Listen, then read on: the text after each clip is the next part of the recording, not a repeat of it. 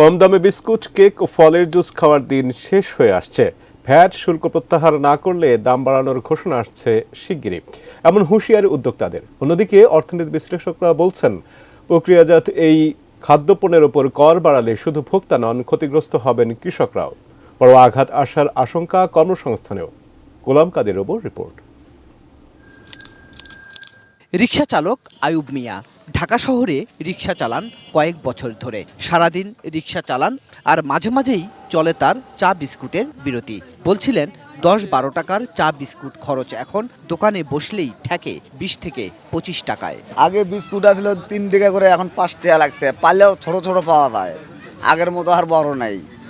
উঠি 5 টাকা, উঠি 10 টাকা। নিম্ন আয়ের আয়ুব মিয়া থেকে শুরু করে মধ্যবিত্তদের সকালের নাস্তার খরচ আগামীতে আরও বাড়ছে, কারণ কেক বিস্কুটের উপর 5 থেকে বাড়িয়ে ভ্যাট করা হয়েছে 15%।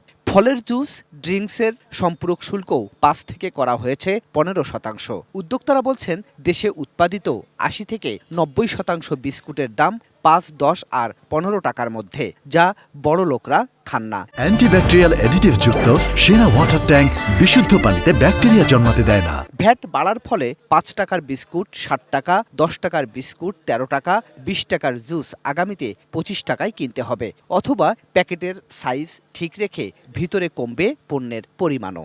প্যাকেট আর কত ছোট করব?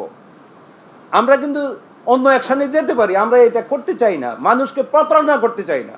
বিস্কিট যত ছোট আছে আর ছোট করতে চাই না। আমার প্রাইস না যদি অ্যাডজাস্ট হয়, আমার তো বাধ্য করতে হবে। আমরা এটা করতে চাই না।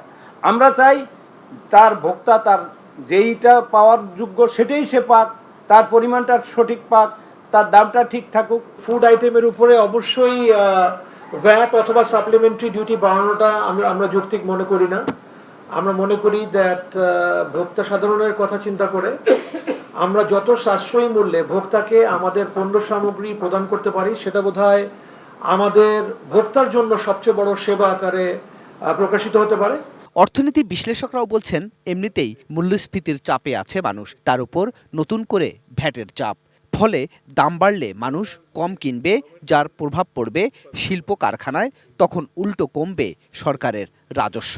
তাদের র মেটেরিয়াল যারা উৎপাদন করে তারাও ডিসকারেজ হবে যদি ভ্যাট বেশি পৌঁছান, তাহলে ওর জিনিস কমে যাবে। কনজাম্পশন যদি কমে, জিনিসপত্রের দাম বাড়লে কনজাম্পশন কমে যায়। কনজাম্পশন কমে গেলে অটোমেটিক্যালি গভর্নমেন্ট রেভিনিউ কমে যাবে।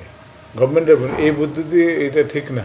এটা হলো এখনকার আমাদের যে স্টেজ, আমাদের এখনকার স্টেজে উৎপাদনকারী র মেটেরিয়াল যারা উৎপাদন করে এই জাতীয় জিনিসের, তাদের উপরে ভ্যাট কমানো উচিত। দেশে 1000-এরও বেশি ছোট বড় কৃষি খাদ্য প্রক্রিয়াজাত শিল্প কারখানায় তৈরি হয় এসব খাদ্যপণ্য, যা মোট দেশজ উৎপাদন বা জিডিপিতে অবদান রাখছে 7%-রও বেশি। পাশাপাশি রপ্তানিও হচ্ছে এসব কৃষি প্রক্রিয়াজাত খাদ্যপণ্য। গোলাম কাদের, রবু, এটিএন নিউজ, ঢাকা।